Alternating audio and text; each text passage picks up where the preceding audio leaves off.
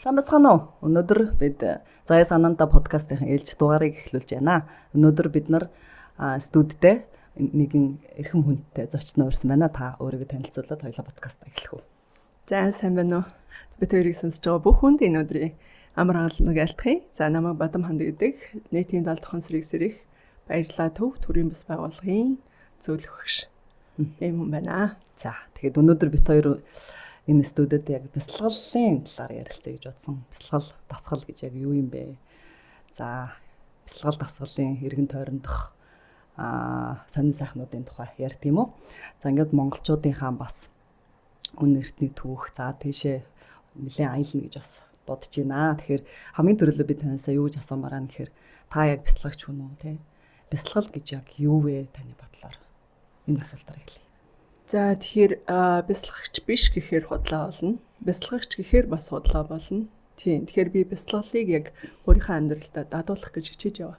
Яг адилхан жирийн хүмүүсийн нэг. Тийм. Тэгээ бясалгалыг би яг юу гэж ойлгодог вэ гэхээр ер нь бид жоохон догшин юм уу да. Тэгээ өөрсдөө жоохон нөгөө байгалийнхын төрмөл чанарууд олон янз байна. Тэгээ тэр дундаа магадгүй хүрээлэн байгаа орчноос хамаарат ч юм уу тийм ээ. Өссөн орчноос хамаарат ч юм уу ямар боловсролын хүрээнд ч юм уу тийм ээ. Ингээд нэг хүнийг хүрээлж байгаа тэр орчноос хамаарат нэг талаараа нөгөө талаасаа яхааргүй хүнд ингээ өгөгдөд ирсэн бичигдэд ирсэн удмын сангийн мэдээллийн сангаас хамаарат.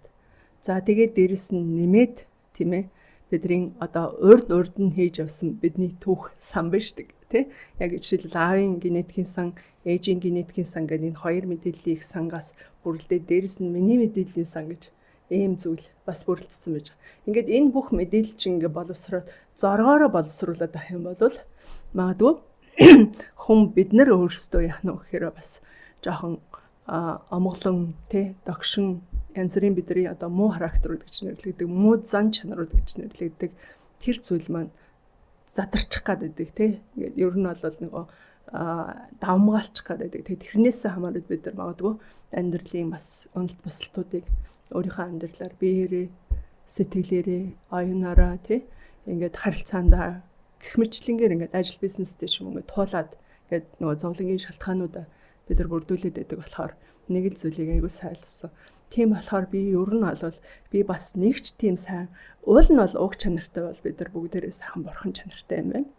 Гэхдээ тэрийг бүгдээрээ мэдэхгүй байна.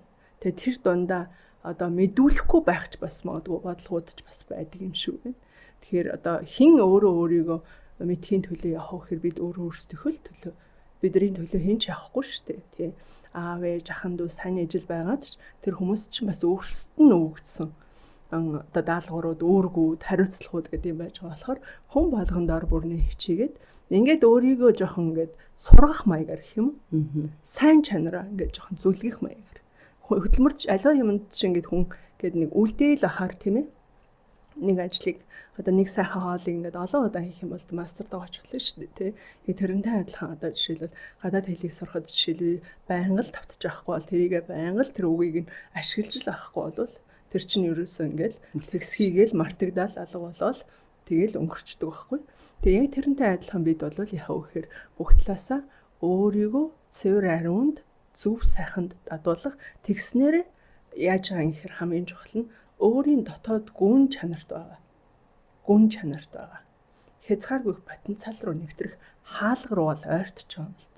Тэгж л ойртох юм л. Тийхгүй нөгөө хүн чинь нөгөө дадуулахгүй хэд замбраагууд явах юм бол энэ их замбраагүй орчлонд чинь тэр дундаа энэ их дижиталын ертөнцийн энэ их замбраагүй шүүлтүүргүй мэдээлэл дунд хүн болж юм. Живхээр тэр дундаа ялангуяа залуучууд бол бидний үед бол харьцангуй мэдээлэл бол ийм хаагдмал хязгаарлагдмал байсан ч гэсэн тодорхой хэмжээгээр нөгөө эцэг эхийн нэг чиглүүлээд өгсөн нэг голдорнол нь маш сайн чиглүүлээд өгсөн. Тэгээд тэрийг хараахан бид нар бас овоо алдаагүй. Гэхдээ дараагийнхаа үеүдтэй хангалттай сайн бас бид нар эцэг эхшгээ юм шиг чиглүүлж өгч бас чадаагүй байхгүй. Тийм учраас ганцхан бид нар ч биш. Яг үхээр дэлхийн ертөнцийн даяараа ерөөхдөө бол яг нь бүгдээрээ өөртөө сурахгүй бол яг зэрлэг адуу шиг болж байгаа. Зэрлэг адууч бас гайгүй тэр чи өөрийн зөнгөөр нэг хамаг амьтанд гай болохгүй шиг амьдрна. Гэтэ хүн өөрөө жоохон зэрлэгшээд эхлэх юм бол энэ бол аюултай. Тэгэхээр тэр зэрлэгшил хаана явагдаад байна гэхээр энд явагдаад эхэлчихэж байгаа юм. Тийм болохоор л ер нь жоохон одоо дадуулж хичээж байгаа. Тийм бяцлаглалын зам мөрөөр гэлдэрч алхаж эхэлсэн. Гэтэ энд чинь хамгийн гол ачлалтай хүн багшлаа юм л та. Тийм. Багш гэдэг хүнтэй уулзраад одоо би өөрийнхөө багшийг л мэдэж явна. Доктор Сэгүү Кришна Рамеш багштай уулзтлаа бол түмэн сайхан багш нартай уулзсан. Тэр хүмүүс чинь ингээд ерөнхийд нь ингээд гоё ингээд чиглүүлээд өгсөн. За. Тэгээ эцэст нь бол эцэст нь яг магадгүй дараа дахиад хичнээн 100 олон багш нартай магадгүй уулзах. Гэхдээ одоохондоо энэ багшаасаа би одоо тэр их мэдлийг нь хараахан одоо сурж бүрэн боловсроогүй байна. Тийм. Боловсрох гээд хичээж явна гэсэн үг байхгүй. Тийм. Тэгэхээр энэ багшийн ачаар чинь яаж ийм гэхээр хамгийн гол нь азтаа нь юу гэхээр арай жоохон юм энгийн эгэл зам руу орсон юм. Тийм. Төвхтөө биш, ойлгомжгүй биш, маш энгийн эгэл зам руу орсон л одоо азтаа гэж бодд юм да. Тэгэхээр дараагийн асуулт нь юу санагдчих юм. Тэгэхээр би бол мэдж байгаа. Гэхдээ хүмүүс бас мэдээсэй гэж бодож байгаа. Багш маань за бясалгал бидний яг ижлэхэнтэй энэ зам мөрөөр эхлээл яг л мөрлөхөө л явж л байгаа, хичээж л байгаа хүмүүс яг ижлэхэн. Тэгэхээр та мань өөрийн тань мэрэгжил юу вэ те? Яагаад энэ бясалгалын талаар даалт ертөнц бэлэг ухааны талаар ч юм уу одоо нэг арай өөр зүйлийг сонирхож эхэлсэн, хизээнээс эхэлсэн. Тэгээд яагаад энэ зам мөр рүү орчив? За энэ завсар одоо түрүүн хэлсэн олон багш нартай байсан гэдэг. Тэгээд одоо бясалгалын ямар төрлүүдийг за одоо ямар үйлдэлүүдийг хийж үзчихэв те хэрхэн яаж явсараад өнөөдөр хүрвэ гэж. За эхэндээ мэдээж яг л бусдын л адил ер нь бол хүн бол зайлшгүй боловсралтай болох шаардлагатай юм байна. Тэ боловсрал бол зайлшгүй хэрэгцээ юм байна. Тэр дундаа яг миний үеийнхэнд бол боловсрал гэдэг бол нэг намрынхан зүйлээсэн. Гэхдээ харамсалтай хүний бас хувь заяа их өөр. Яг нэг хүний чинь яг заримдаа бидний хувь заяа яг бидний хүсэж мөрөөдөж байгаа шиг бидний төлөвлөсөн шиг явж өгдөг. Тэгээд тэр ч утгаараа би яг 10 дугаар анги ингээд төгсгöd яг эрүүл мэндийн асуудал үүсээд тэгээд сургууль авч чадаагүй нэг тийм сургуульгүй хүн болоод үлдсэн. Тэгээд тэр хоорондоо яг янз бүрийн зөндөө олон ажлууд хийгээд явсан. Гэтэ ихэнхдээ нөгөө бичиг цаастай холбоотой нарийн бичгийн ажлууд, бичиг хэргийн ажлууд, ийм ажлуудыг хийгээд явж ирсэн. Тэгээд тэр хугацаанд бол яхаа вэхээр дандаа тийм сайхан удирдагч, манлайлагч хүмүүсийн доор ажиллаж байсан учраас маш их зүйлийг ингээд суралцаад ингээд явсан. За тэрний дараагаар яхаа вэхээр тодорхой хугацааны дараагаар нэг зүйлийг ухаарсан л да. За хүн бол зайлшгүй л ямар нэгэн боловсралтай. Тэгээ хүнд нэг үзүүлэх дипломтой байна гэдэг шүү дээ, тийм зүйлтэй болох хэрэгтэй юм байна гэдэг. Тэгээд яг нэг суралцъя да гэд сонгож авсан мэрэгжил бол яг тухайн үед бол англи хэлний багш орчуулагчийн мэрэгжлээсэн. Тэгээд тухайн үед манай найзууд бол хэлжсэн зүгээр англи хэл гэдэг бол зүгээр л хэрэглэн штэ. Чи ямар хэрэгтэй гэж те англи хэлний ангид орч ядар санхүү эдийн засгийн ангид орооч. Тэгэх юм бол чи ядар штэ эдийн засаг санхүүгийн хувьд бол ямар ч одоо асуудалгүй л амьдарч штэ. Тухайн нэгтлэн гэдэг хүн чинь бол те ингээл тухайн үеийн яг юундаа бол хамгийн өндөр одоо цалинтай ч юм уу те. Тэр цаг үед бол бидний сэтгхүүд юу байсан гэхээр ажиллал хэн нэгэнд л ажиллана гэсэн ойлголт байсан байхгүй. Тийм. За тэгтээ яг хүсэл мөрөөдөл бол дагсан. Яг тэгэхээр ер нь бол яг биний анхны одоо англи хэлний багш бол Big Mazi зурагтаар харж ирсэн Big Mazi. Тэгээд манай хоёр хөгшин ингээд кочич одоо бүр байтлаа нэг орстоор юм үздэг гэсэн манай багш Людмила Дандинонда гэдэг орс багшилсан. Тэгээд ихэвчлэн л одоо тухайн бид нэр одоо юу хөтөлбөрүүд зургийн хөтөлбөрүүд бол орс хэл дээр л гардаг гэсэн байхгүй. Тэгжэл гэнтхэн нөгөө нэг англи хэлний юм ороод ирэхээр маш сонирхолтой санагдаа. Тэгээд тэр Big Mazi бол миний анхны багш байсан. Тэгээд тэрнээс ахуулаад яг мэдээж хүсэл мөрөөдлөө хожим нь биелүүлээд англи хэлний багш орчуулагчаар ингээд төгссөн. Тэгээд сургуультай ажиллаж байгаад яг ажиллаж байх цаг үед бол бас нэг аз таарад тэгээд нэм Европын зүгээс яг манайх нөгөө нэг зах зээлийн нийгэм рүү ингээд шилжиж исэн үе байсан. Тэгээд тухайн үед бол бидний нөгөө социалист нийгмийн удирдлагын менежментийн арга зүй чинь тис өөр. Одоогийн нөгөө зах зээлийн нээлттэй нийгмийн менежментийн арга зүйс өөр research turnaround management гэдэг буюу менежментийг бүр ингээд эргүүлэх буюу ховсгох энэ төсөл төр бол ажиллах боломж надад нэгдсэн байна. За ингэж явж байхдаа бол Европын нэлийн сайн экспертүүдтэй тааралцсан. Одоо миний нүдийг нээж өгсөн гэх юм уу да яг аргын амьдрал дээр. Тийм дээ тэр утгаараа ингээ хувийн компани байгуулад Zolушка International гэдэг яг тухайн үед Тархал аймагт үйл ажиллагаа эрхлээд тийм миний мөрөөдөл юу байсан гэхээр Ер нь бол ингээд боломжгүй байсан ч гэсэн чадalтай хүмүүс яагаад одоо бас тэтгэлэг аваад тий ингээд өгч болохгүй гэж. Нөгөө талаасаа тухайн үед одоо Америк явахад чинь одоо их хэмжээний мөнгө хүмүүс төлдөг. Тийм үеэс тэгээд зүгээр л боломжийн тэр чинь угаасаа хэлтэй хүмүүсийн хувьд бол айгу энгийн зүйл байгаа байхгүй. Тэгээд тэрийг нь ягаад тийм үйлчлэгийг бас үзүүлж болохгүй. Ягаад одоо тархиныхан ялангуяа одоо тийм боломжийг нь олгож болохгүй гэж. Тэгээд нэг хэдэн жил яг тийм юун дээр ажилласан. Сургууль зурчлалын иршид тийш байгаа тэгш татгшээ явуулахад нь нэлээд олон хүнд туслаад. За ингээд тархантаа ингээд байж л нэг өдөр нэг орчуулга орж ирд юм аа. Тэгээд нөгөө орчуулга хийх гэсэн чинь ерөөсөө яагаад ч юм нэг л арай дийлэх хэрэггүйсэн. Яг ингээд гүтгэж орчуулж болно л доо юмыг бол нөгөө мөнгө авахгүй. Гэхдээ тэг чин угаасаа миний одоо өөрийн совест биш байхгүй юу? Мөн чанар ш. Тэгээд нэлээд хэдэн удаа орчуулах гээд ерөөсө болохгүй харна. Энэ яг орчуулгын өгсөн их хүний дуудаа төрхөж гээд тэр хүнтэй ингээд уулзъя гээд. Тэгээ уулзаад яасан чинь бараг л нэлээд сайн ойлгомжгүй юмнууд тайлбарлаж байна. Тэгээ одоогор бол мэдээж хэрэг тэр нь дандаа нөгөө нэг 0 point технологич буюу тэгцгийн тухай, онлын тухай, цоо шин дөнгөж одоо яг дэлхийд нийтэд яг төгжижсэн тэр анхны мэдгэдэгтүүний тухай тийм зүйл ахгүй. Тэгэхээр зэрэг нөгөөдгөө нэлээд сайн ойлгохгүй юм чи манай найзын захирлын тухайн үед Мингт Лавсрын багш гэдэг мундаг хүн байсан. Тэгээд Лавсрын багштаар очиж багш энэ нэг иймэрхүү юм яриад байна гэсэн чинь наа чи үгүй их сонирхолтой юм шүү. Чи бүр наадхаа сайн сонирхоод ингээд явах юм бол наа чи ийм байгаа шүү гэдэг. Ингээд нэг анхны одоо шинжлэх ухааны суурь ойлголт нь за энэ дээр ингээд үнэлсэн байх магадaltaй. Гэхдээ энэ бол яах нь одоогоор ингэж тий одоо бидний одоо эрдэмтдийн хэмжээнд энэ ийм юм аа гэж тодорхойлт гаргаад өгч ийм зүйл ер нь бол биш юм шүү. Гэхдээ энэ ертөнц бол маш сонирхолтой. Чи бол хэрвээ энэ чиглэлийг ингээ бариад авах юм бол одоо маш сонирхолтой ертөнц рүү алхах л гэсэн үг шүү хөөе гэл. За тэгээд тэр цагаас эхлээд ерөнхийдөө яг энерги гэдэг тэр нь одоо энерги гэдэг үгээр хэлжтэй эрчим хүч гэдэг үгээр хэлсэн байна. Тэгээд яг тэр энерги дагаад олон улсын компанид ажиллаж үзлээ тий.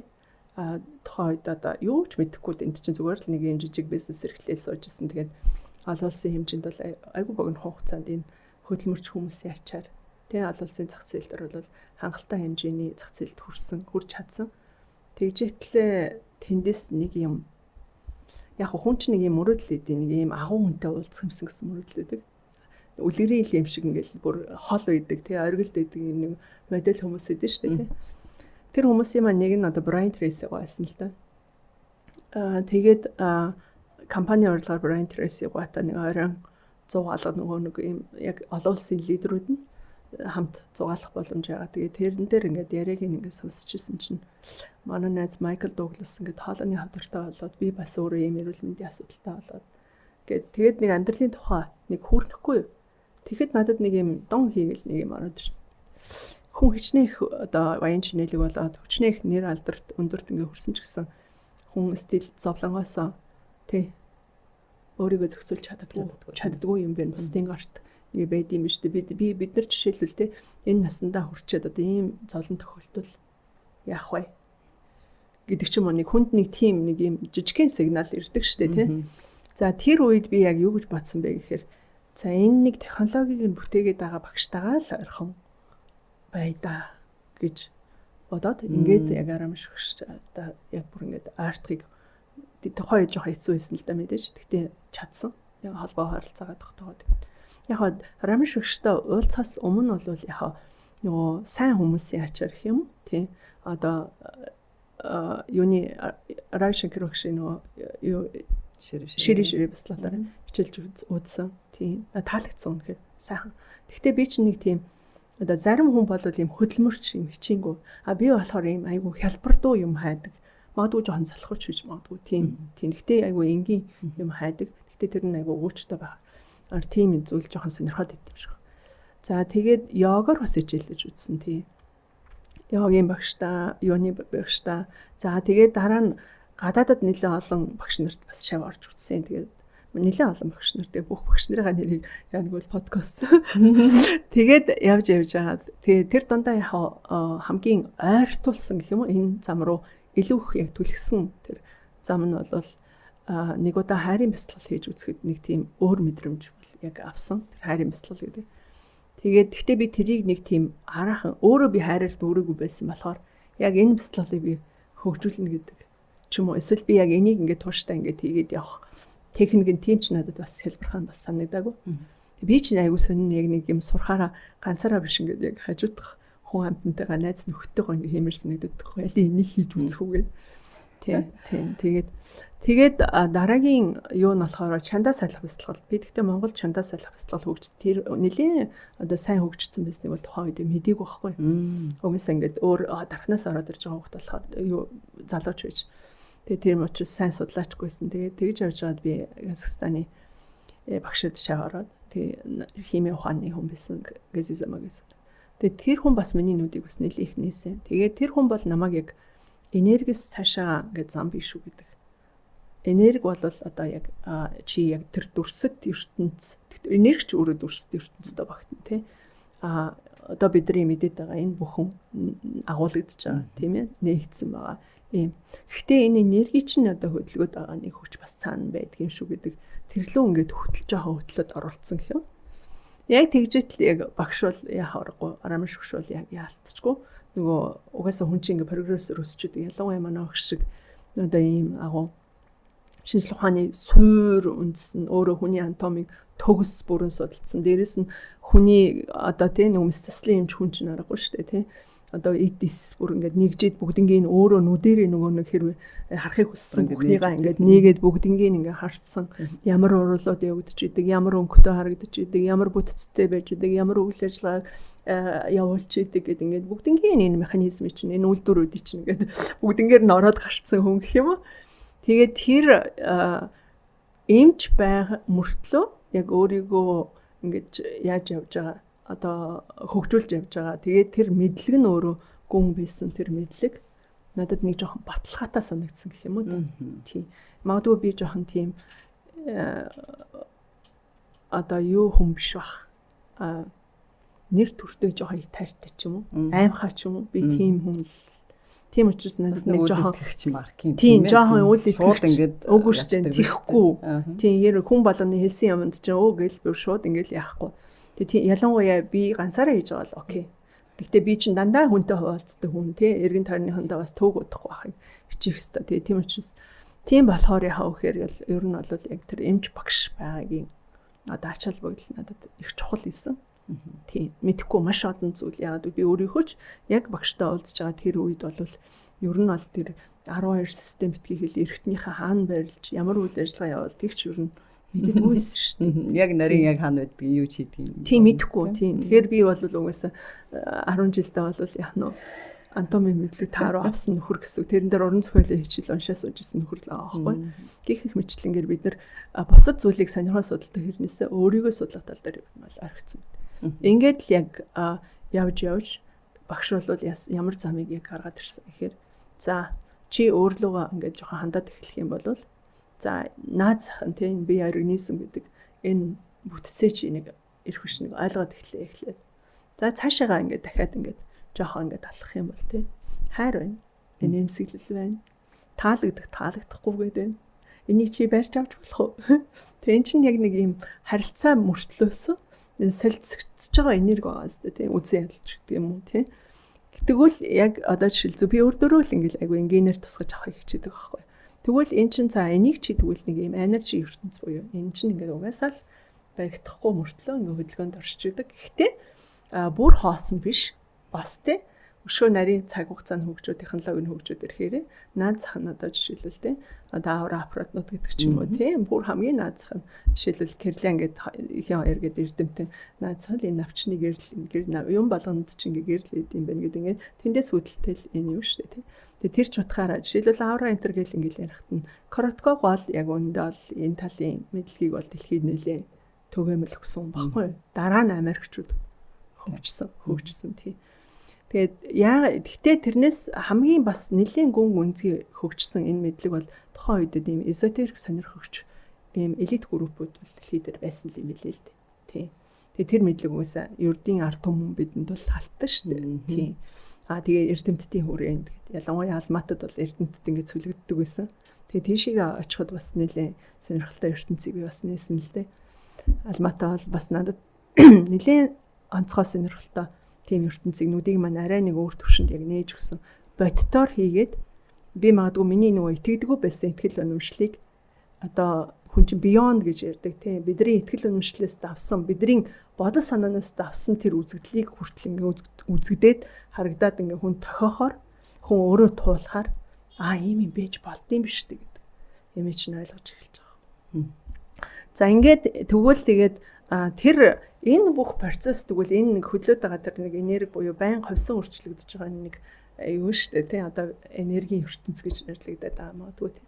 Энийг тэгвэл удирдаа чиглүүлээд байгаа нэг оюун санаа байж таарнаад тэр чинь хөдлөөд байгаа юм чи яаж хөдлөхийг зааж өгöd байгаа ойлггүй тий. Тэгээд тэр нь бол яхаарахгүй оюун санааны ертөнц буюу тэр ухамсар ертөнцийн мөн чанараар энэ бол удирдагдчихдаг гэдэг нь ойлгомжтой.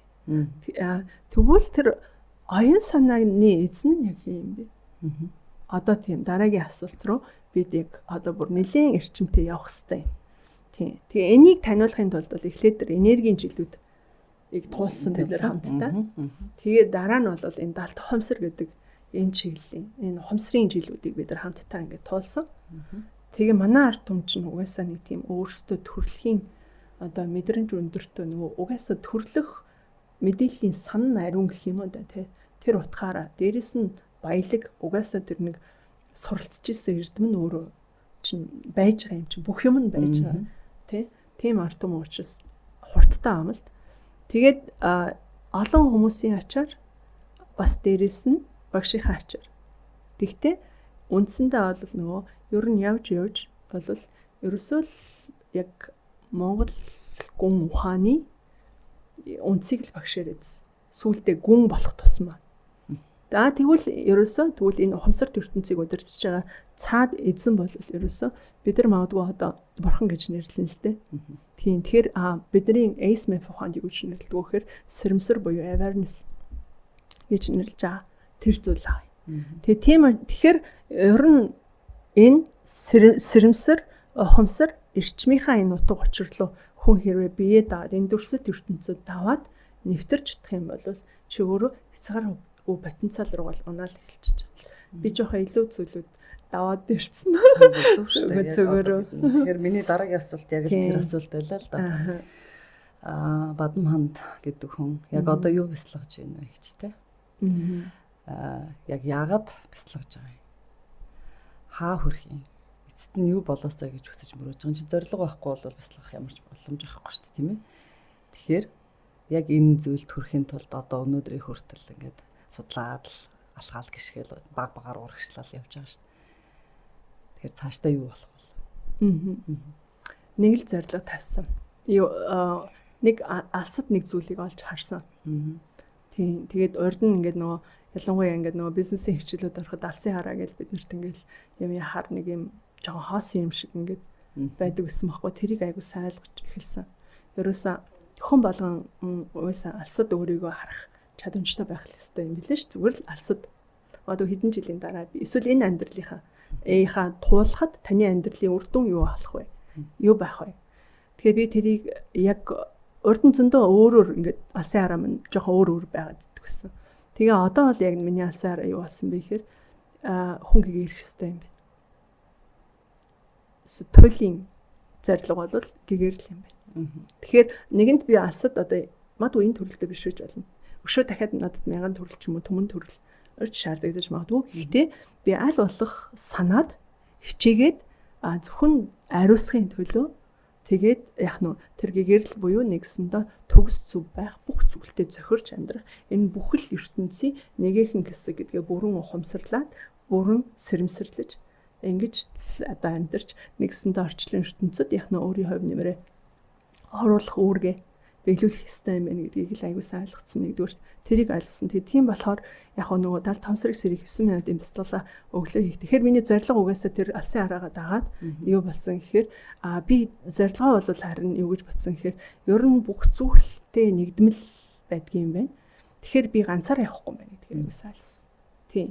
Ерөөсөө ингээд оршиж байгаа эргэн тойрныхоо бүх зүйлийнхаа нэгийнхэн эдисэн очис угаасаа чи ингээд нэг юм дотор суугарч гарах биш. Хамтдаа ингэж те хүчээрээ хамтын юм хүчээр ингэж урагшлах нь илүү чухал зүйл юм байна гэдэг тэр зүйлийг олсон учраас яг үхээр арт түмнэрээ сайхан гэгээр илдэг. Ягаад болохгүй гэж. Тэгээд дээрэс нь хэдхэн жилийн дараа нэг утахгүй баг. Одоо л урд нь бол магадгүй ирээдүйд гэж ярьдаг гэсэн бол би одоо энэ бол угаасаа зорилго байгаа болохоор тэгээд дээрэс нь ийм потенциал бас байгаа болохоор Монгол орны монголчууд бид бүхэн болвол дэлхийг соён гэгэрүүлэгч, амар амгалан бэлгэлэгч, хайрын ийм одоо юу ундраг болсон ийм их орн бол. Тий. Энийний төлөө одооноос эхлээд нэг жижигхэн ч гэсэн үр хин нэг нь яриа л эхлэх л тий. Бадам ханд байна уу, заяа байна уу. Бусад бүх багш нар ч бас ярьж л байгаа бах.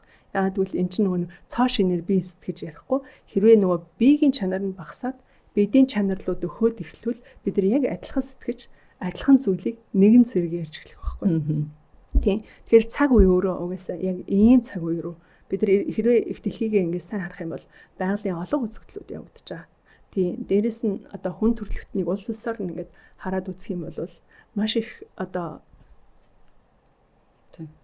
олон зүйл болж байгаа тийм учраас яг үхээр эний ч нэгэд эвцэлдээнд нь зохицолгоонд нь ингээд орохын тулд нэгэн хуучин зүйл алга болж ийж хаоснд ингээд уусчиж тэгээд дахиад шинээр ингээд бүтээгдэж ингээд гарч ирнэ. Тэгэхээр явж болвол та юу бяцлагдаг вэ гэх юм бол би одоо агшиндаа уусаж алга болоод дахиад агшнаас яах нь өөрөө төрхийг хүсэж л яг өндөө бол бяцлал гэдэг.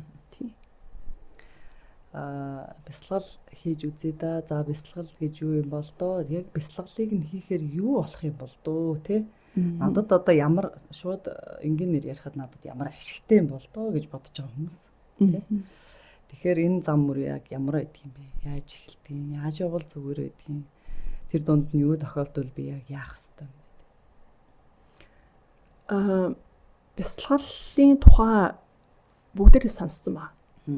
Гэтэ та шийдвэр ерөөсөө гаргахгүй байгаа юм. За яагаад бүр хүн ингээд чандал зохих юм шүү тий. Яг чандал хэрэгтэй зүйл гэдэг автсан магадгүй улам надад хамаагүй өөрт чинь л хамаатай гэдэг ингээд хаашаа суудаг.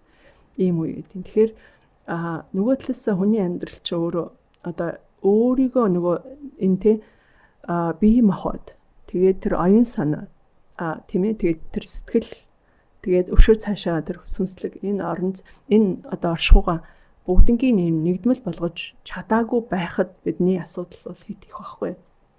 Тэгэхээр хит их асуудалтай сүултээ ингээд учраа олохоо байгаад өөрийгөө алдна гэж ярьдэн шүү дээ тий. Магадгүй хүнийхээ хувьд ч юм уу эсвэл эрүүл мэндийнхээ хувьд ч юм уу эсвэл харилцааныхаа хувьд ч юм уу тийм ээ. Ингээд яг нэг доголдоод ингээд яг алдаад ирэх тэр агшинда хүн чинь нэг зөнгөөрөө за нэг болохгүй болчлоо шүү би нэг юм хийхгүй л болохгүй нэгэд. Гэтэ одоо бол залуучуудыг би бол гоё болцсон гэж бодож байна. Тэгээд залуу гэлтгүй ер нь бол та нарын бас өвөө эмээнэр яг бид нартай зэрэгцээд одоо энэ нийтийн талд хүнсрэг сэрэх баярлалаа төвийг үүсгэсэн хамгийн гол хүмүүс бол яг сайхан одоо бүр тий одоо мэдээж тэтгэвртэй байгаа манай настангууд манай ахмад багш нар гэдэг байхгүй. Тэгээд тэр их буянтай хүмүүсийн ачаар өнөөдөр нэгсэндээ маш гэхдээ ганцхан баярлалаа төв биш. Маш олон бяцлаглуудын юу байгаа тий. Тэр олон багш нарын одоо буянаар яах нь гэхээр энэ бяцлал гэдэг үг ямар ч гэсэн тарцсан байгаа. Бяцлал гэдэг үг ер нь бол гэрэл гэсэн үгтэй баг ингээ адил утгатай мэт. Тийм ээ аврал гэсэн үгтэй адилхан мэт ингээд баг төгссөн байгаа. Гэтэ тэр бяцлал гэдэг үгний ард нэг зүйл байгаа. Энэ бол хэн нэгэн хүн чамайг аврах биш чи өөрөө өөрийгөө аврах арга зүй гэдгийг л орчин үеийн хүмүүс ойлгочвол чи нэг асуудлыг шийдээс орчин тий. Хоёр дахь асуудлыг шийдээс орчин. Жишээлбэл одоо өөрийгөө өөрчлөхгүй болвол одоо хэцүү харилцаанаас яаж гарах юм бэ? Үргэлжлүүлэл яваал ах уу? Эсвэл улам бүр муу болгоод ах уу? Чи улам бүр харилцаа чинь ингээл муудаалах тусам тий. Одоо хэцүү штэ ер нь жүжиглэж амьдрах бол хэцүү болсон. Тэгээд тэр дундаа одоо яг юм өөрчлөгдөж байгаа цаг үед нөгөө урдных шиг дүр хэсгэж амьдрах ер нь баг боломжгүй болсон. Боломжгүй болсон. Яагаад тэгэхээр бидний хүүхдүүд маш их мэдрэмжтэй, өндөр мэдрэмжтэй. Тэд нар биднийг юм яриаггүй байхад залуучууд өндөр мэдрэмжтэй болсон. Нийгмийн хандлага өөрчлөгдсөн, тий. Хүмүүс бяцлагчд болсон. Тэд нар ингээд ямар ч яриагүйгээр чамайг ойлгодог болсон. Тэгээд зүгээр ингээд зайнаас харилцаанаас биенийг ойлгодог болж байгаа. Ийм цаг үед бол яах нь вэ гэхээр бид нар бол дүр хэсгэж өөрийгөө зовоох хэрэггүй болсон л гэсэн. Тэгээ тийм болохоор бяцлал гэдэг бол аврал. Гэхдээ өөрөө одоо өөрийгөө авардаг арга зүй юм гэдгийг л маш сайн ойлгоод тэгээд дуртай бяцлагаараа бяцлах. Яагаад гэвэл заавал энийг хий тэрийг хий хүн заавал өөрөө туулж иж учрыг нь олдог. Тийм. Тэгээд яг хоо ер нь бол явж тэгээд ухамсарын зам хийгээд энэ сэрэмсрийн яг бурханлагын энэ дээд зам руу ороход бол ингээд явж явахдаа ингээд бид түлхэгддэг. Тийм. Ингээд тодорхой хэмжээгээр шүүрийн шанган дээр яг ингээд шүүгээд байгаа юм шиг тийм. Энд чинь ингээд одоо юу гэдгийг яг бүгдээрээ нэгэн зэрэг сүргээрээ ингээд яг ороод ирдэг ийм талбай биш. Энд чи яг нэг пирамидын оргил шиг ийм эсвэл энэ лүү ингээд тууштай байж чадсан. Тэгээд тэр өөрийгөө одоо өдрөөс өдөрт цэвэрлэж ариусгаж чадсан бие сэтгэлээ оюунаа тий. Тэгээд тэр магадгүй өшөө тэр нөгөө мэдээллийн санд байгаа тэр сангийн мэдээлэлээ ариусгаж чадсан хувьсан өөрчлөгдөж дэвшин дэшилсээр агаад мацаж оргилд гардаг.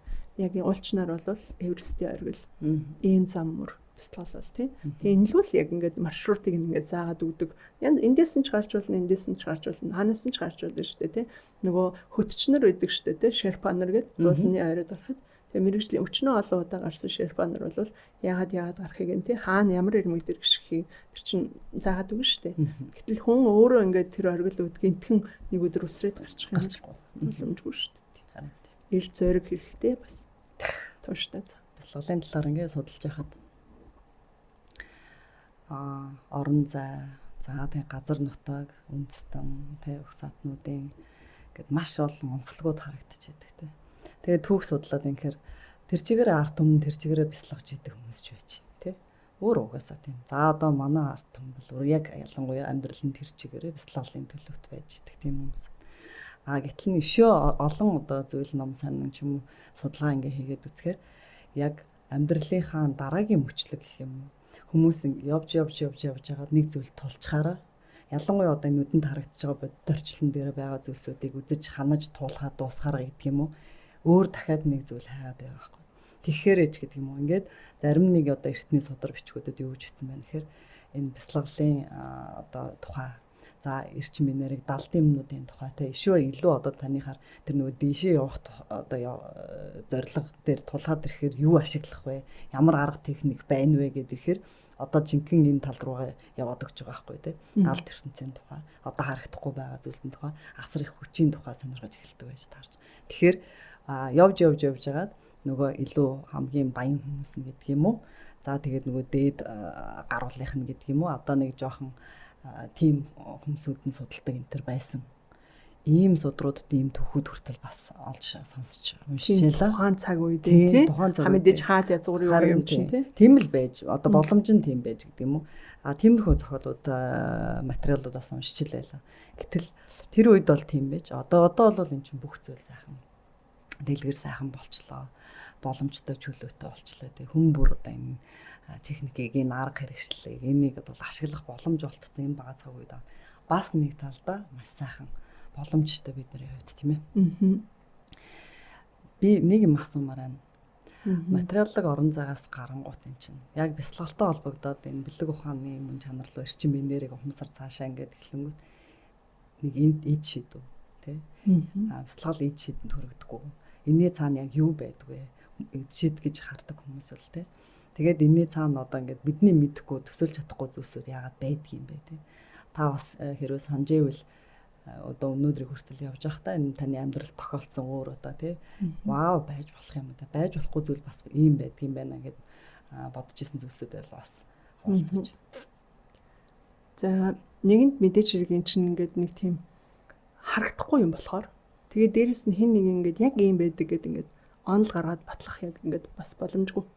Тийм гэхдээ мэдээж цаг тэр нь бол боломжгүй гэж бид нар л хэлж байгаа болохоос биш.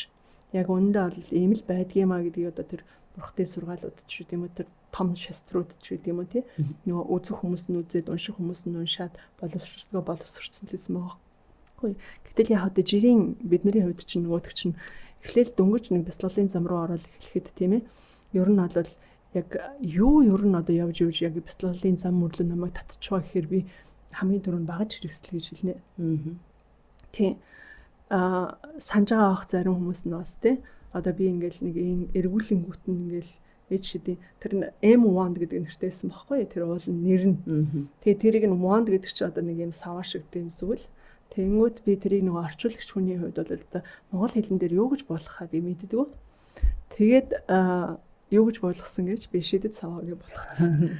Тэгээд тэр нь жоохон commercial талдаа буюу худал арилжааны талдаач бас хүмүүст бас хүрсэн ч байж байх. Нэг талаараа нөгөө талаараа хамгийн гол нь шидэд саваа гэдэг үг өөрөө хүний дотор байж байгаа нэрээ би шидийг хэрэглээд ямар нэгэн болохгүй байгаа зүйлээ аргалж болох юм биш гэсэн нэг оч юм итгэл үнэмшлийн очийг түгээгээсэй гэсэн бас нэг бодол байсан. Тэгэхээр эн чинь дахиад юу яагаад бид нар тийм үг ч юм уу тийм одоо санаа ч юм уу одоо бууж ийн вэ гэхээр дахиад нөгөө үлгэр сонсч ирсэн хүмүүс энэ ач гэсэн үг шүү дээ. Тэр үлгэрт итгэдэг л байх нь шүү дээ. Би одоо ч итгэдэг. Тийм сүүлдээ би яг үлгэрийг юу гэж ойлгосон бэ гэхээр үлгэр бол код юм байна гэдгийг ухаарч эхэлсэн.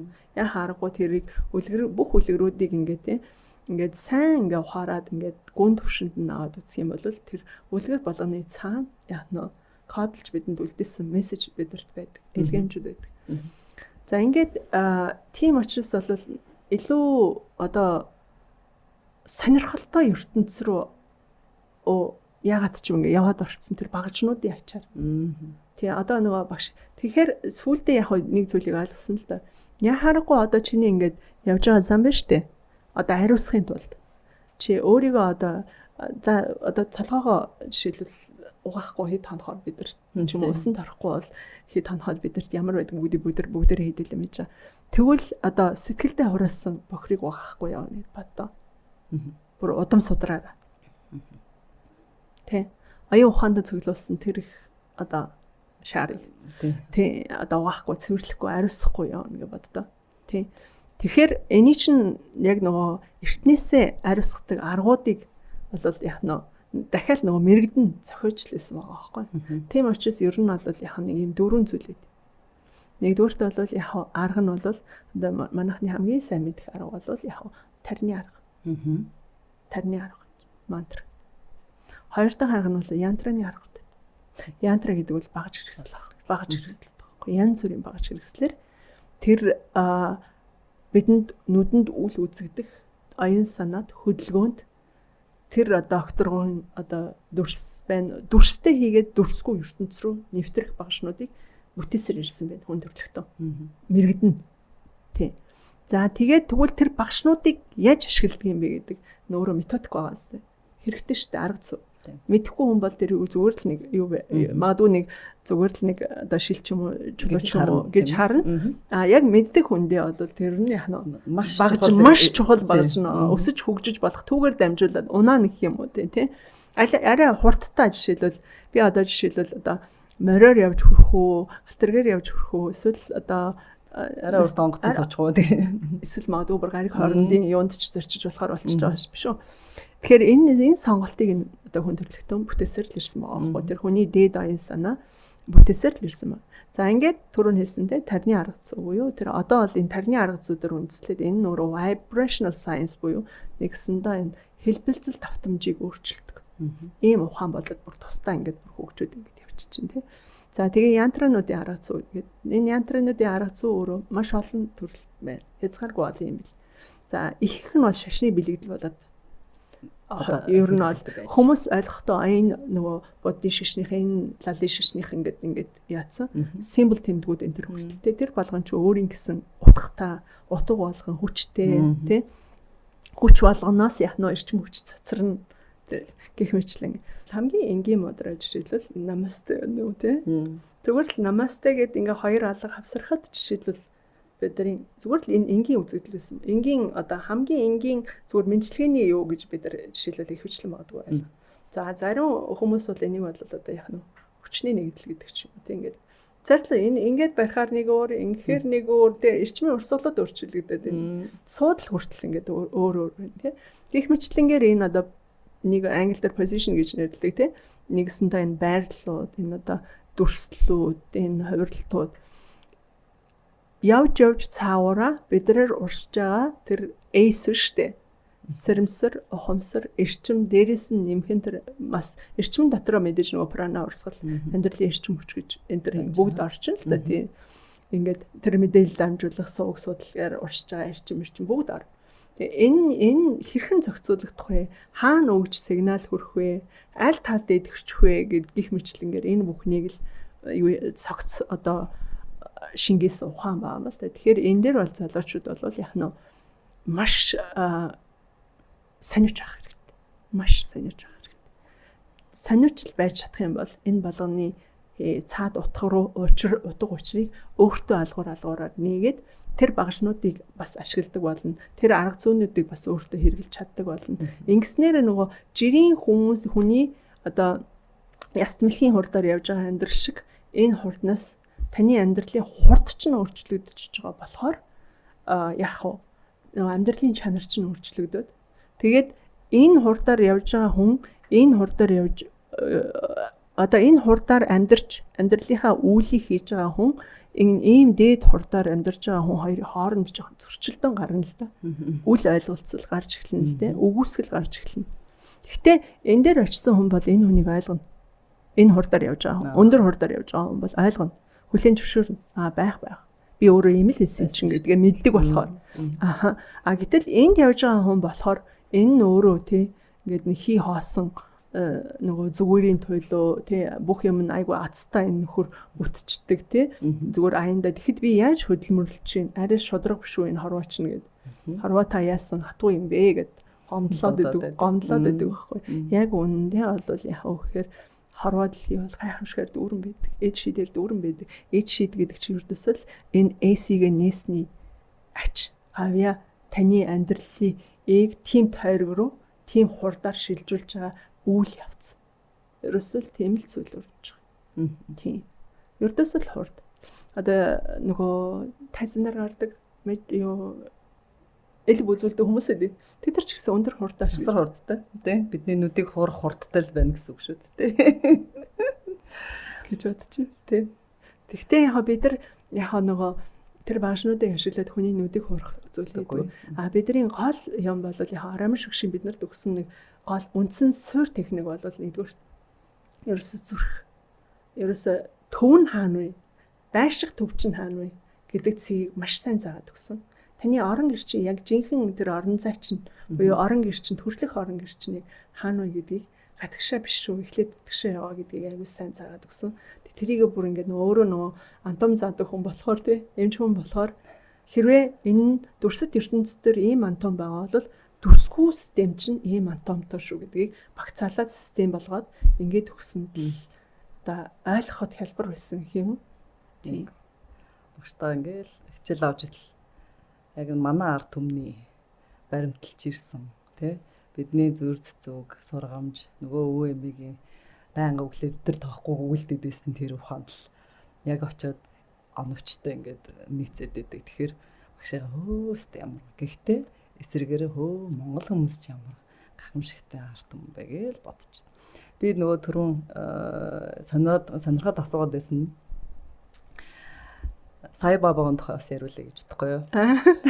За. Сая бабагууд ямар одоо учирлаар очирсан бэ? Тэр яг ямар зүйл байсан гэж та боддог вэ? Одоо бол тэнгэр твшсэн байж байгаа тийм бурхан болсон. Ийм оршихуй байна. Одоо аль хэдийн дүрсгүй ертөнцид тэр чинь дүрсгүй бол асар ууд хязгааргүй учраас хаасаг оршин байдаг хэлбэрлэгөө шилжсэн байж байгаа шүү дээ. Тэгэхээр та энэ талаар бас нэг хүмүүст ярьж өгөөч.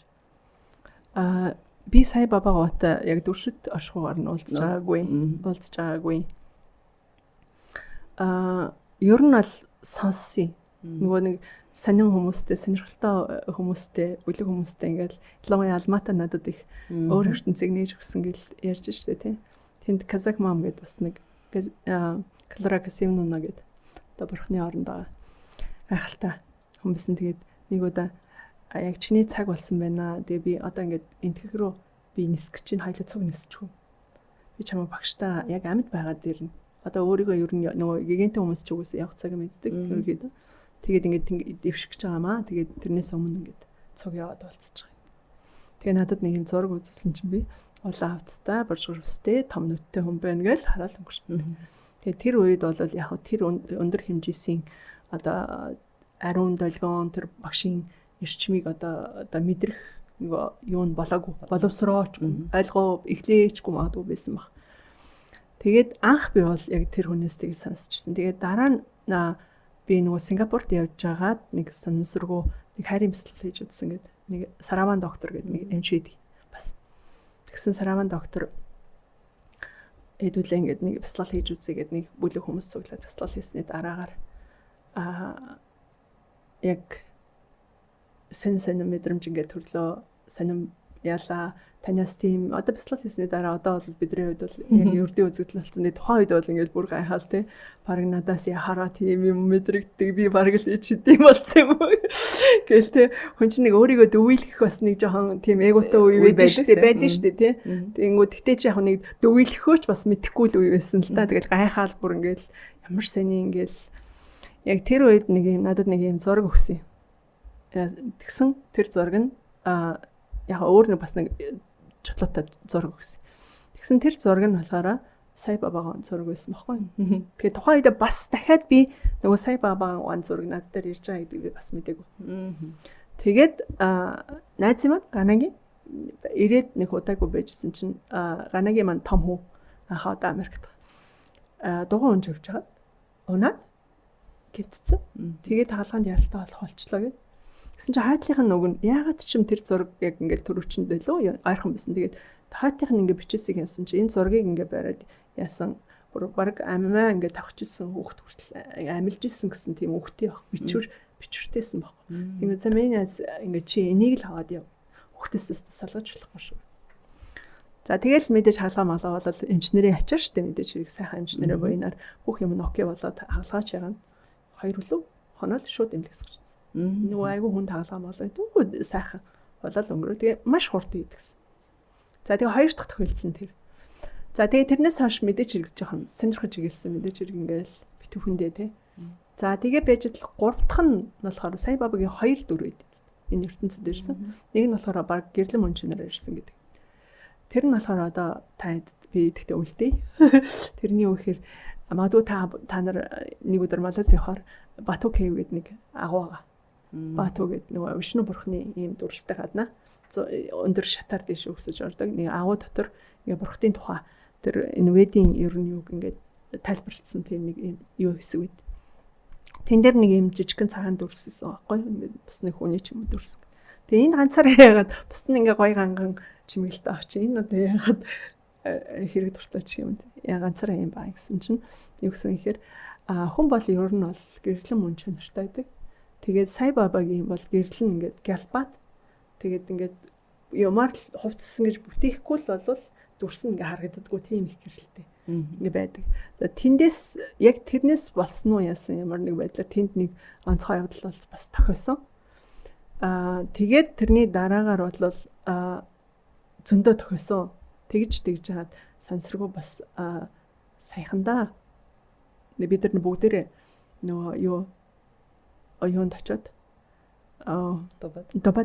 добад очсон чинь багш бид нар Сай Бабагийн тухай асуухгүй хүмүүс сонирхол асуусан. Тэгээд мэдээж хүмүүс судалдаг байж байгаа сонирхож. Тэгээ асуусан чинь хэрвээ та нар хүсэх юм бол яг бүр юм чин сэтгэлээсээ тэр нөгөө Сай Бабагаа шүтдэг тийм айлынд очивол зочлуулъя гэсэн баг. Тэгээ тэнд бас нэг онцгой явдал яг бидний нүдэн дээр. Тэгээ хамгийн сонин нь гэсэн.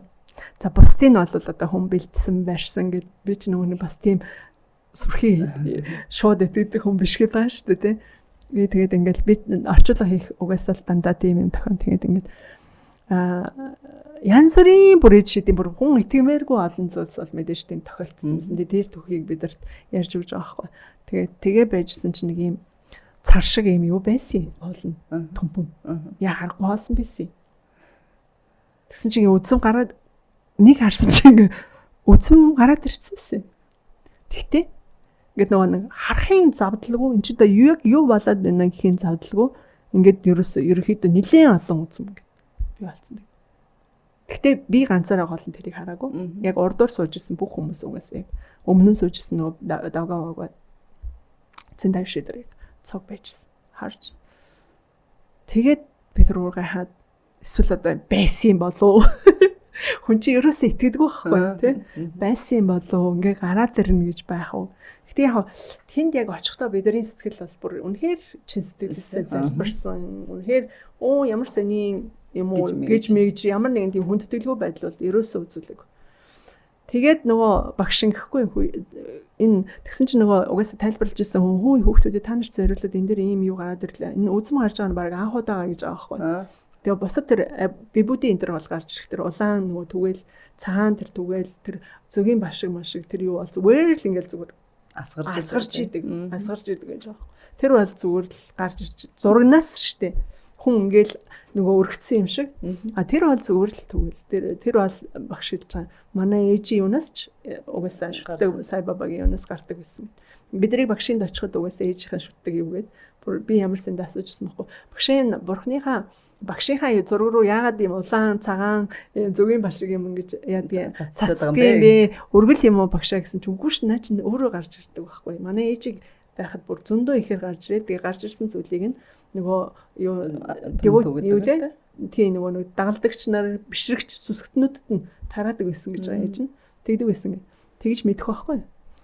Тэгээд багш ингэхгүй. Энэ яг яа хааргуу та нарт зориулсан зүйл болохоор энийг яг та нарт ингээд төгөөд өгч. Тэг миний юу чи басад юу яачих гээд яг өгчих гээд.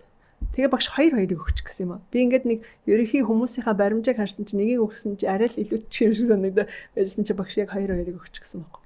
Гэсэн чи хамгийн сонирхолтой тэнд байсан бүх хүнд яг 2-2 таарсан. Тэгэл болцсон. Тэрийг би юу гэж хэлхийг мэдэхгүй. Гэхдээ хэн нэг нь гайхамшиг бол угаасаа байдаг.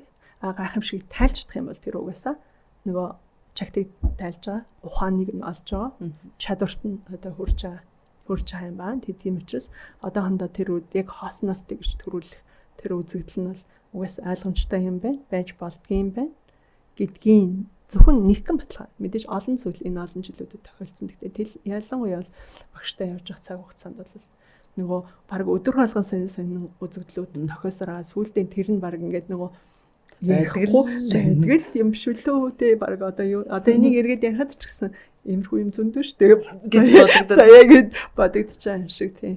Тэгээ дараа нь юу яасан чинь багш оройн ингээл унтах гал байжсэн. Нилийн өглөө орой биш юм байна. Өглөө нилийн эрт багш залгаж чинь багш баг нэг эрт залгадаг байхгүй дубаад исэн мэд. Тэгсэн чинь хөшөө нөгөө тэгсэн яха тухайн үед нөгөө хүний хэмээг аваад идсэн хүмүүс юм чи буцаагаад өргөгийн мөнгө төргөө гэсэн чи авахгүй гэж байгаа байхгүй. Тэгээд одоо юу өхөө мэдтгүү. Тэгсэн надад нэг юм лаписан намын эрхвэс. Тэгээ эрхээ ингээд өгч гэхээр жоохон хайрын юм шиг. Тэгтээ одоо яах вэ хүний хэмээг авсан юм чинь угаасаа л цаas одоо зүгээр л өг бадаманда хүний хэмээг өнгөө аавна гэж юу байдгийг зүгээр л өргөчий гэн. Тэгээд надад байгаа л энэ тэгээ хамт олонныгоо ядаж олон тоотой юм. Тэгээ тийм учраас энэ хамт олонныгоо төлөөлөл манай Монгол хэлсэнд бас хүний имийг ингээд бас зүгээр хүртдэггүй маа. Тэгээ бид нар энэ бурхны газар ирсэн болохоор ингээд энийг ингээ өргөчөө гэсэн чинь цаа яхаа энд ингээд тавьчих гэдэг нэг газар тавилсан. Гэсэн чинь маргааш үлэн багш өөрөө шах уцтаж. Үшээ би тий нөгөө төтөр чи нөгөө чиний орхисон юун дээр чинь бүр ингээд аваа шиг төгөл ингээд бууцсан байна. Тэгээ тэрийг чамайг ирж ав гэж байна. Олон хүнд аль болох өгөөрөө гэж байна гэд. Тэгээ буцаж өчөж авсан бай. Түгэл аваад түгээсэн байгаа. Түгээсэн. Тэгээ тэр цагаас хойш тэр түгээлийн гайхамшигт эд шидийг бол олон хүмүүс хүртсэн баг тий. Олон шайнаар мэдчихэж байгаа. Сая бабагийн амьд байхдаа нэг алтан бүгжийг секундэд гаргадаг байсан гэл хүмүүс одоо хүмүүс хуурдаг гэл янз бүрээр хэлэгдэжсэн төөхөө зөндөө олон байдаг. Гэтэл тэр хүний тухай одоо мэдээлэлүүд YouTube-ээр дүүрэн байгаа шүү. Бас сонирхож байгаа хүмүүс нь ороод сонирхоод үзээрэй тийм ээ. Дараагийн нэг чухал зүйл бол багш нь юу шавн бас эмч хүн. Тэр эмч нь багш нөгөө бидрийг яагаад тэр айдсан гэхээр тэр эмч хүн одоо Энтекийн Бангалорын тэнд сая баабаа байгуулсан тусгай эмнэлэг байдаг. Тэгээд нөгөө үнгүү үйлчлдэг, үнгүү мэс цэцлэн тэр хийж өгдөг бүр айгүй том эмнэлэг шүү дээ олуулсан. Тэгээд тэр хүнд бөгжин өгд юм лээ. Тэгээ нөгөө яг гаргаж хоснос гаргаж ирсэн. Тэгээд тэр дүрсийн хүртэл манайхан бүр зургтай. Тийм хүн бүр ингээд яагаад бүтээгээд яг хийцсэн юм шиг. Тийм тэгэхээр яхаа тиймд өндөр түвшинд хүрсэн тийм эмч, тийм ундаг, тийм одоо өндөр тэр чинь угаасаа бидний замд бол худлаа ярих нь өөрөө бид нар өөрсдөө ингээд юу тавьчихдаг байхгүй юу? Тэг үсгдэг. Тэгээ тийм учраас яг тийм хүмүүсээс л худлаа гарахгүй л дээ. Тэгээд тийм одоо бодит зүйл. Тэгээ яг уу итгэхгүй хүмүүс бол мэдээж энэ бол таны л хэрэг. Тийм. Гэхдээ явж бас яагаад те эмч хүмүүс физикчд, хиймчд одоо яг бидний нэрэлдгээр одоо эрдэмтэд гэж ярьдаг те. Нилээн өндөр түвшинд хүрээд ирээд ингээд судалгаа шинжилгээний ажил нь дээд хэмжээстэй яваад ирэхээрээ одоо энэ бэлэг ухаан руу те энэ эрчим энерги энэ зүйл рүү яваад орчт юм болоо. Одоо би ч гэсэн мэднэ одоо бяцлагч манай багш нар байгаа шүү дээ. Ихэвчлэн яг энэ одоо шинжилгээ ухаан тал руугаа ажил хийжээсээ одоо эмч хийжсэн гэдэг юм уу те ийм хүмүүсүүд байдаг. Явж байгаад энэ зам руу орчод байдаг. Ямар учраад юм бол гэж. Эмчнэрийн хувьд бол хүн өөрөө эхлээд бол мэдээж эмчнэр ч өөрсдийн гэсэн ингээд сурсан эрдэм. Тэгээд тэр хүмүүсийн чинь гол зорилго хүнийг ангаахад оршиж байгаа юм тий. Тэгээ бүх эмчнэр угаасаа гайхалтай. Угаасаа сурсан эрдмийнхаа дагуу ангаач. Гэхдээ яг Арамш багш шиг өөрөө эмч байгаад ч эмчилгээний гажнуулаг гэдэг зүйлийг өөрөө бас ойлгоцсон хүн яг өөрийнх нь дотны хань жилэн ч юм уу үр хөвгтдээ хит их юм шахахыг хүсдэг л байхгүй юу. Тэг яагаад гэвэл энэний гажнуулаа нь дараа нь дийлэхгүй гэдгийг мэддэг. Тэг тийм учраас яах вэ гэхээр өөр арга зам ер нь юу байна?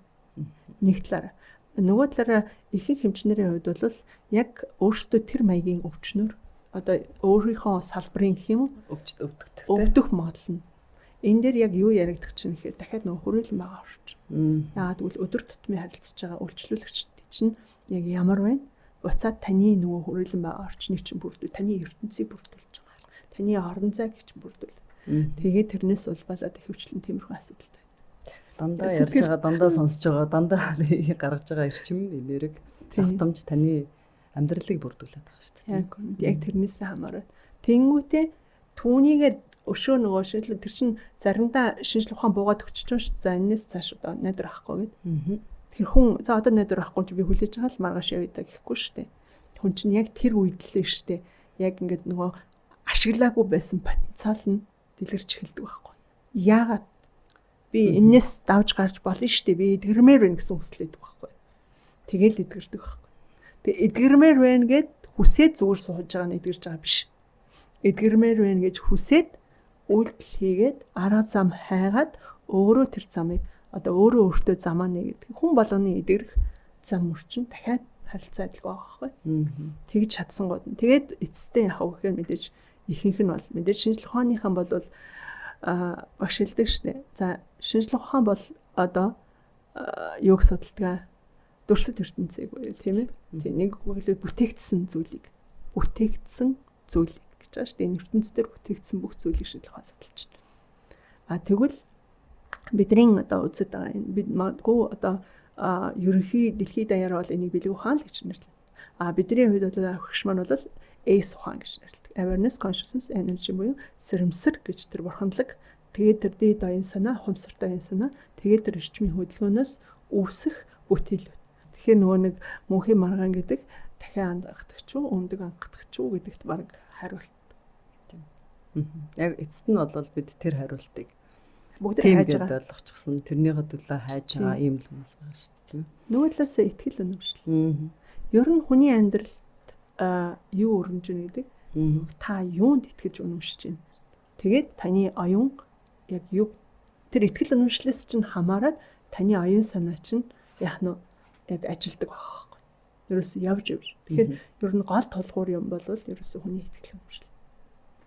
Тэгээд тэр итгэл үнэмшил нь өөрөө нөгөө зөв рүү тэгээ ариун сайхан зүйл рүү бүх зүйлийг боломжтой гэд итгэчих юм бол ер нь хязгааргүй потенциал нэгдээд эхэлдэг.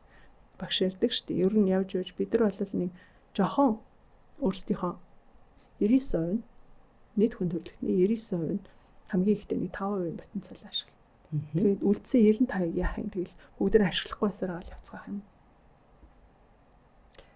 Жохон нэг нэмэдэл ашиглах юм бол гайхамшигд болоод байгаа ш. Нөгөө бидний огт ойлгохгүй байгаа зүйлсүүд буюу тэнгуут бүгднийг нийлүүлээд ичдэг нэрлчихэд байгаа юм л да тийм чи ичид болсон. Ичид дээр л идэрсэн. Ичид болол болцсон гэж бодоод байгаа. Гэтэл тэнд бол яг тийм зүйл бол биш. Шал өөр зүйл болж байгаа. Тэгээ аль хэдийн бидэнд байдаг л потенциал ашиглагдаж байгаа гэдгийг. Тэгээ түүнийг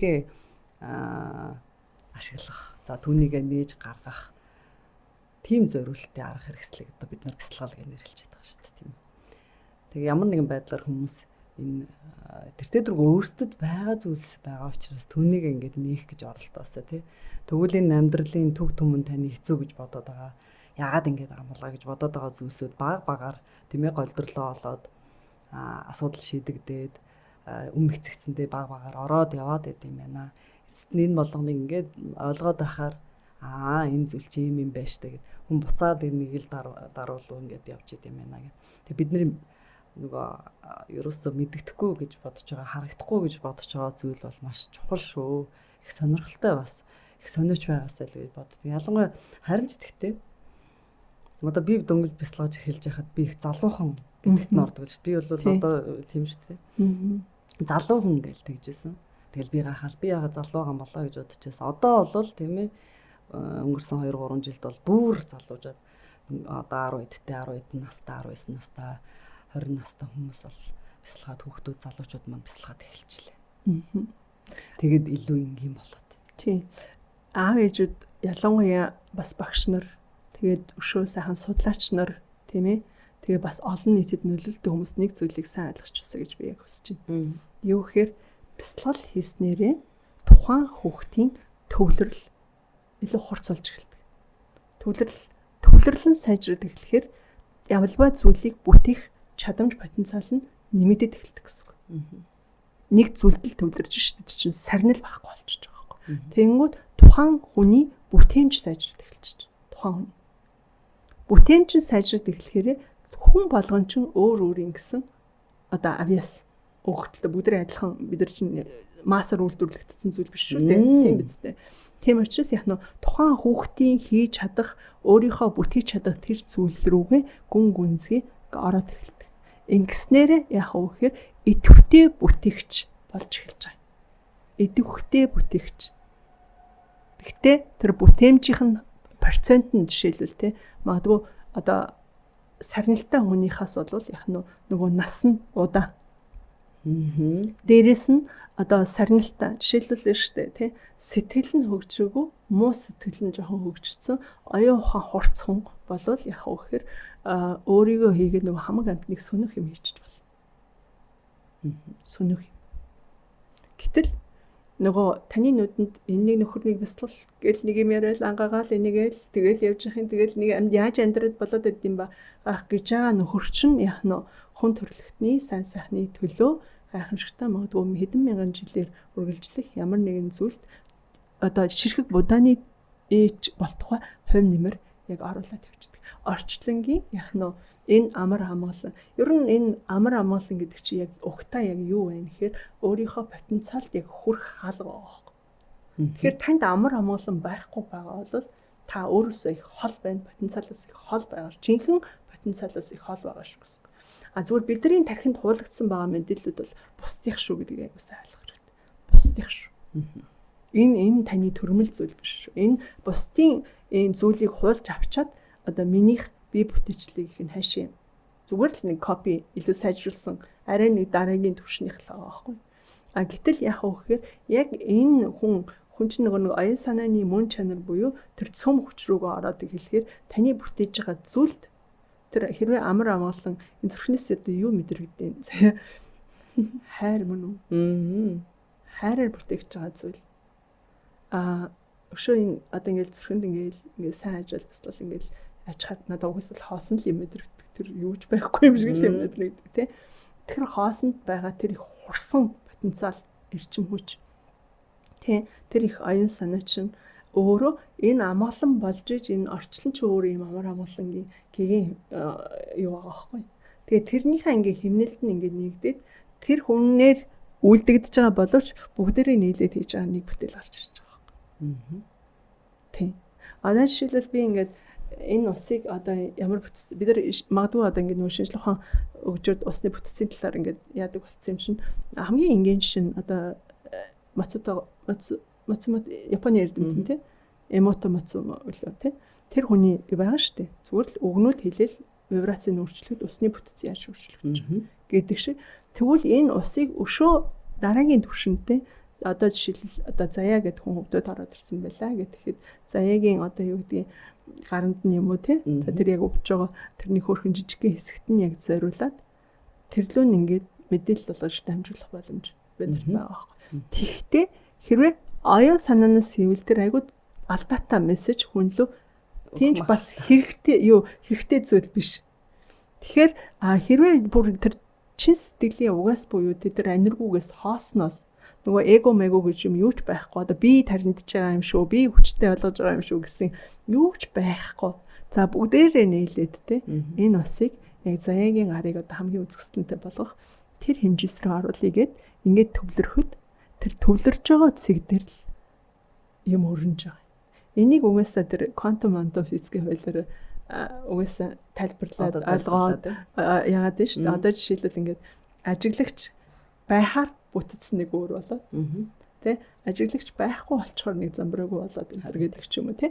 Гэх мэтлэнгээр эний чинь ингээс анзаарах юм бол угаасаа төвлөрөл байхаар бүх зүйл тэн дээр яаж юу болж байгаа учраас тэнд таны төвлөрж байгаа. Тэгэхээр төвлөрлийн цаан чинь хүсэл байгаа шүү дээ. Энийг яах ч байгаа гэдэг төвлөрөл. Тийм. Тэгээд тэр чинь яг нь төвлөрн анхаарна. Тэгээд ухамсарлна. Тийм үү? Тэгээ нөгөө бурханлаг байдлаараа сэрэмсэрлэнэ гэдэг чинь ерөнхийдөө яг нөгөө ингээд нөгөө бурханлаг мөн чанараа сэрэж энэ усны бас тэр бурханлаг мөн чанартай холбож өгнө гэсэн үг байгаа. Тийм шүү дээ. Тийм. Тэгээ өшөө цаана нөгөө нууц 5 6 7 8 9-үүд байна тий. Ингээд нэг зөвшөөрөл нэг жижигхэн дасгал байна тийм үү? Бид нар шийдлийн дасгал гэж нэрлэдэг байдаг. Тэр хүүхэн техникт жишээлбэл юу агуулгадж байна вэ? Гэдэл ингээд үзэх юм бол одоо цаашаага нарийн юм байна л да мэдээж хэрэг. Тэгэхээр ийм нарийн зүйлс мөртлөө энийг сурч чадах юм байхгүй. Эхлээд яг автоматар жоохон дадуулна. Автоматар дадуулаад явж итэл хүн эн чи ийм юм биш. Тэгээд нэг сигнал асууд энэ тархины чинь нэг эсрэгж байгаа. Нэг гэрэл асч байгаа. Тэгээ нэг мөсөн бүх гэрэл нь асч чинь билээ. Нэгийн тон бүгд асч чинь магадгүй тийм ээ. Нэгэн зэрэг бүгдээрээ асчихыг л ер нь бол тийм болохоор тэр гигантнуудын чинь толгой дээр нь гэрэл асаад байсан басуу. Тэгэхээр одоо би тэр бүр энэч биш бүр энэ хавьяга бүр асаамаар байгаа даа байхгүй тий. Тий. Бяцлаглыг хаанаас эхлэх вэ? Яг одоо. Яг одоо би юу яа гэхээр бяцлаглж эхэлтгүй альва ямиг сурахад угаасаа тэр замаар илүү туршлага олцсон нэг хүн нэг дагцсан илүү айгаа амар юм. Гадаад хэлийг сурахад ч гэсэн ялгаагүй. Одоо жишээл ямар ч шинжлэх ухааныг яасан ч гэсэн жишээлбэл математикийн ухааны гайхалтай доктороор хичээл задлах нь л чухал шүү дээ. Түүнээс ингээ бүгдийн өөрөө тэр чинь ховор шүү дээ. Цаг хугацаа нэлээд их орох байхгүй ядаж. Нэг тэрнтэй л адилхан шүү дээ. Тэгээ химч вэ нү, биологч вэ нү. Тэгэхээр бяцлагч гэсэн ялгаагүй. Үгүй заяа дээр хүрээ дээр. Тийм. Заяа гэдэг чинь бүгдэрэг гэсэн үг байхгүй. Нэг юм бяцлал хийж байгаа туршлагатай тийм нэг хүн туулаад үдцсэн. Сая одоо жишээлбэл хэдэн жил бяцлал яг бүр тасралтгүй энэ яваад тийм. Тэгээ тэр дундаа би бол боддоо эхэндээ хүн чинь ингээл үсрээд ит би. Би ч гэсэн ялгаагүй үсрээл тэгсэн байгаа зү. Нэг тогтож өгөхгүй тий. Ингээл тэнгууд тэр чинь нэг тогтож өгөхгүй ангууд чинь надад жоох ингээд яахгүй би нэг татагдаж өгөхгүй байгаа байхгүй. Нэг л болохгүй байгаа байхгүй. Жишээлбэл би Рикигээр ингээд хичээлж эхлэхэд хүнийг өвдсөн багт би хитэр хийсэж гэж. Тэгээ айн өвдөд ороод ирсэн үний өвчин надад халдчул яана гэл ингээл анжаа. Тэгээ тэр нь магадгүй яах нь шилбэл миний цаашаа Рикигээр хөгжих тэр цамуурыг жишээлбэл хаацсан байна.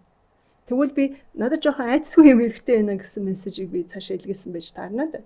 Гэх мэтлэнгээр угаасаа та хайж байгаа юм чинь хаяанда хайж байгаа багш чинь угаасаа аяндаа таарлтна. Цаг хугацааны ирэхээр хизээч хүмүүсийн хооронд нь бүх харьцуул. Яагаад гэвэл энэ хүний тулсан замаар энэ багшийн тулсан зам болгон ондоо идэв.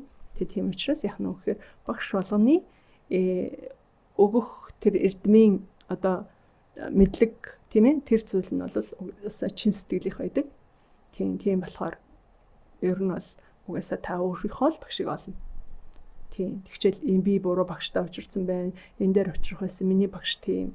Хэрэггүй. Тэр чинь танд таныг ингээд нөгөө яг төөрөд явж байхад чинь шүү дээ ингээд зам руу оруулаад ирдэг байхгүй. Энэ нэгэн хүн. Тийм тэр ихтгэл бидний амьдрал тохиолдож учирч байгаа бүх хүн угаасаа л ялангуяа бидний амьдралд сорилтыг авчирж байгаа. Бэрхшээлийг тулуулж байгаа тэр хүмүүс бол хамгийн том багш нар байдаг. Хамгийн том багш нар байдаг. Тийм түүнээс худлаа шүү дээ. Худлаа зүгээр ингээл амар амгалан бүх сайн сайхныг чинь хангачаал ингээл бусад тойргоос нь одоо ингээд хүн оруулахгүй нэг юм вакуум орон зайд амьдрал өрнө гэж байхгүй шүү. Байхгүй шүү. Чи нэрэл бяцлал хийж байгаа юм бол одоо чамайг нэг ингээд үзье. Тэгэхэд эхлээд нэг жоохон ганх чинь үү эсвэл бүр арслан бар болоод босож ирнэ үү те янз бүр штэ тэрийгэ туулж байгаа юм чи бид нар чинь өөрсдөө тэрийгэ туулж явсаар агаад сүулдэ би түрүүнээс ш нухлагдаад аваа жоохон нэг нухсан гур шиг хэлдүрт жоохон анж байгаа юм шиг тэгээ нэг жоохон 10 гаруй жил бяцлагсан бадамханд яг одоо бяцлагч болсноос хойш яг өөртөө юу авсан гэж бодож байна. Хэн болсон бэ? Бяцлагч болсноос хойш юу авсан бэ гэж үү? Тий, одоо хэн болсон бэ? Тэр өөртөө яг юу авав? Би харин яг эсэргээрнэлэх гэдэг. Нөгөө урдан дандаа магадгүй бас одоо тим юм болно, ингэн тэгэн наавн гэсэн ийм хандлага маань харин овоо ингээд алгуур тавьж явуулсан гэх юм уу? Багаар тавьж явуул өөртөө байгсан гэдэг чинь нь шүү дээ нөгөө би баахан юм хураацсан гэсэн үг байсан. Юмнуудаасаа багаар салсан гэсэн үг. Гэтэ тэрийг нөгөө зөвхөн материйн түвшинд битээ айлгаараа. Тийм. Тэгэхээр битэрийн ярьж байгаа зүйл мэдээч хэсэг хүмүүст нэг хүч биш, нэлээд олон хүмүүст хэрэгтэй болол энэ яриа хөрнөж байгаа байх. Тэгээд энэ яриаг бид хоёр ингээд бодож ч юм уу тий аюунаараа ингээд шүүж тунгаасангүй айлуулах зүрхнээсээ тий ингээд өхийг хичээлээ. Тийм. Яг л тэгж бодох мөчөөс эхлүүлээд ингээд хоосор дэм байна гэж бодож исэн. Яг л ялгаа авах одоо би бол нэг 4-5 жилийн өмнө юм шиг санагдчихин түрүү ярьж ахад дон гэл толгоороо орж ирж исэн. Өмнө заяа хэн байсан бэ? Би тий. Яаж би илүү гарах вэ? Яаж манлайлах вэ? Яаж бусдаас илүүгээ батлах уу, нотлох уу гэд тэгэлгүйгээд байсан. Тэгж явж харин ямар одоо өстө заяа буйнаар байдгийг ямар насны одоо буйнаараа гэдэг шиг гэдэг бяцлал яг энэ зам руу нэг жоохон алхаад ингээд ороод ирснээс хойш би биш ээ. Бүгдээрээ байсан биш дээ тий. Бүгдээрээ нийлээд олуулаа нийлээд хідүүлээ яах вүлээ гэдэг юм байсан биш дээ. Гэдгийг ойлгосон цагаас эхлүүлээд их амар болсон. Тийм. Би гэхэ болохоор амар болч тийм билээ шүү дээ. 50 болч тийм билээ шүү дээ. Би гэдэг хар зовоод идэм билээ. Тий. Бүгдээрээ нийлээ бид нар яах вүлээ гэдэг хэрэг их сайхан амар 50 болч тийм юм лээ. Тэрийг их сайхан мэдэрсэн. Тэгээ энэ чинь надад их амарлан тэр сайхан хаосрсан чөлөөлсөн мэдрэмжийг төрүүлчихсэн. Магадгүй бяцлагж байгаа бүх хүмүүс энийг мэдэрдэг бах тий. Манай бүх багш нар бас яг л ингэж боддог болохоор бусдад үгүй гэсэн сэтгэлтэй байдаг бах. Бүгдээрээ нийлээд ийм мэдрэмжтэй байя гэж боддог бах тийм. Тэгээд өнөөдрийг хүртэл бас бусдад гэрлээ түгээх гээд тий. Өнөөдрийг хүртэл бидэнтэй ингээд хамт байсан та бүхэндээ бас баярлалаа. Баярлалаа түүнийхэн бүх багш нартаа. Ахмад багш нартаа, одоо байгаа багш нартаа. Өнөөдрийг хүртэл энэ сайхан ухааныг бас түгжүүлээд аваад ирсэнд нь их талархдаг. Тандаа ч гэсэн маш их баярлалаа. Тэгээ бяцлал гэдэг энэ сайхан арга зүйн техник энэ ойлголтын талаар бид өнөөдөр зүгээр л сайхан хөрөлтлөө бүгдэд бас таалагдах хаа гэж бодож байна. Таныг бас хүрэлцэн ирсэнд таатай байна. Харин ярианы төгсгөл надад юу гэж бодогдвоо гэхээр энэ хүрээлэн байгаа орчин бидэнд юу яг яаж нөлөөлд юм бэ гэдэг тухай ярилцмаар санагдлаа. Тэгэхээр зайлшгүй дараагийн подкаст буюу дараагийн дугаар байх юм байна гэж бодож байна. За ингээд өнөөдрийн подкастыг үзсэн сонсож байгаа та бүхэндээ бас маш их баярлалаа. Тэгээ дараагийн подкастаар бас уулзъя. Баярлалаа.